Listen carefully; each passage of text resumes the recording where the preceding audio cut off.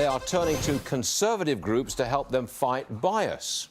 That's interesting, isn't it? Joining us now is Kristin Tate, columnist for The Hill and author of How Do I Tax Thee? I love that title, Kristin. OK, now, what do you make of the Facebooks of this world looking for conservatives to help them get some balance? I'm not sure I believe it, but what say you?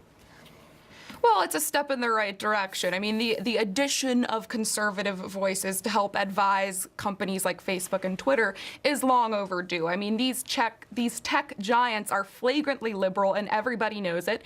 And perhaps now they've realized that if they don't at least pretend to be politically neutral, they could lose users in droves. In the past, Facebook and Twitter have gone to great lengths to squash conservative voices. In October, Facebook deleted hundreds of conservative accounts with no warning or explanation. Of course, Twitter has consistently banned and suspended conservative users in the past, like Candace Owens, Jesse Kelly, who's a conservative radio host, Roger Stone, the list goes on and on. This is all an effort to squash non-liberal thought. And I gotta say, Stuart, it's really sad because in the past, liberals have been the ones to say, I don't agree with your opinion, but I will fight to the death for your right to express that opinion. Precisely. But now it kind of seems like the mantra is, I don't like your opinion, so you better stop expressing it. Otherwise, I'm going to report you on social media, protest in the streets of your city, and sue you in court. It's really an incredible transformation we've seen on the left when it comes to the freedom of expression. Not sure I like that transformation either, but thank you. Good stuff, Kristin.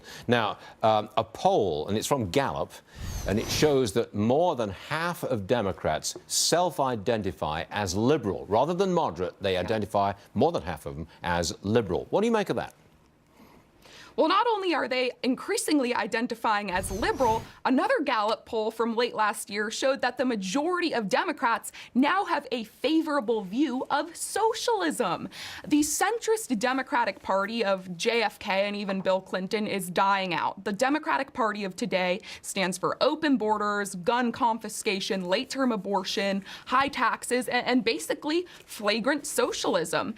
These left-wing politicians have learned that sound bites of free stuff and rich people are evil are easy ways to excite naive and young voters. It's really shameless, but I gotta tell you, Stuart, I think that this lurch leftward is really gonna backfire on the Democrats ahead of 2020, because although this may work with registered Democrats and hardcore lefties, it's not gonna work with moderates and independents who are terrified of socialism. They see how it's destroying Venezuela and parts of Europe. They want nothing to do with it, and this kind of rhetoric is really scary to them. I hope you're right, Kristin. I do, because I'm a refugee from European socialism, and I hope you're That's right. Kristin Tate, thank you very much for joining us. We'll see you again soon. Thanks. Thank you very much, Stuart. Now, maybe